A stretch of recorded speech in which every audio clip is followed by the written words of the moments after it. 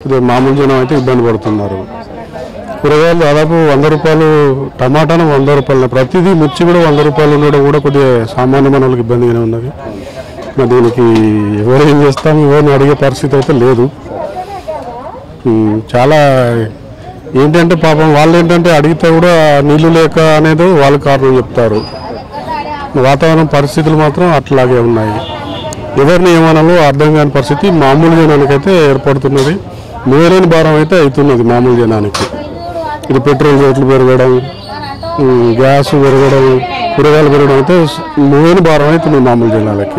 సరే అంత రేటు ఉన్నాయంటే కూడా ఆశ్చర్యపడాల్సి వస్తున్నది. ఒక సామాన్య మానవుడు అయితే ఇంత రేటు పెట్టుకోవడం చాలా కష్టం, దుర్లభం. అది ఇప్పుడు ఇది వేసవి కాలము అని చెప్తారు కానీ అసలు ఇంత రేట్ అయితే నేను కూడా ఇదే ఫస్ట్ టైం వినడం. మొన్న 15 రోజుల కింద, నెల రోజుల కింద కొన్నప్పుడు కొంచెం తక్కువగానే ఉండే కానీ సడన్గా ఇంత 100 అంటే నేను ఆశ్చర్యపోవాల్సి వస్తుంది. చాలా కష్టం కొనాలంటే. అన్ని కూరగాయలు కూడా అట్లే ఉన్నాయి. కూరగాయలు అన్ని కూడా బగ్గుమంటున్నాయి అనుకోండి. ఏది కొనాలన్నా చాలా కష్టం ఉంది.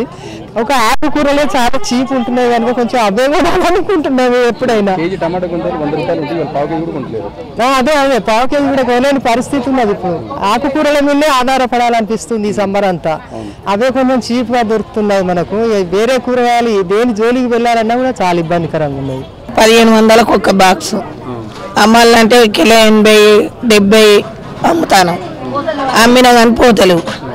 ఏ పోకుండా మేమే మునుగుతాను లాసు. ఇక రైతులు సుధా ఇక్కడే వెళ్ళంటున్నా చాలా దూరం నుంచి వెళ్ళొస్తాను. మిర్చి ఇప్పుడు 500 10 కిలోలు.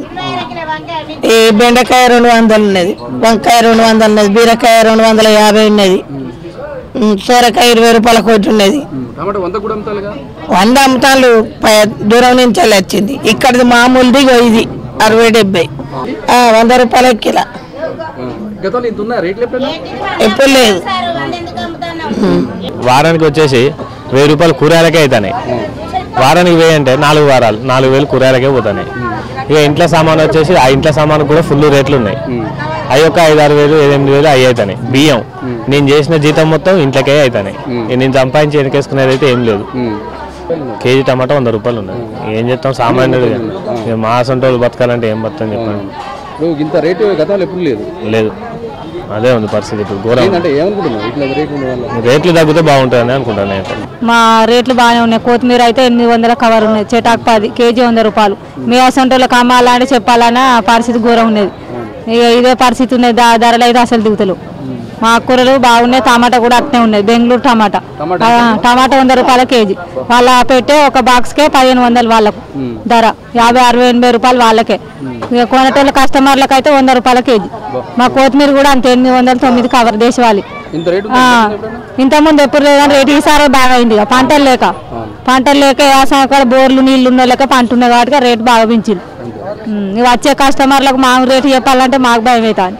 బతుకుడే కష్టం ఉన్నాయి కదా సార్. కొనుడు బతుకుడు గిరాకు కూడా ఎక్కువ ఏం వస్తలేదు మార్కెట్లో.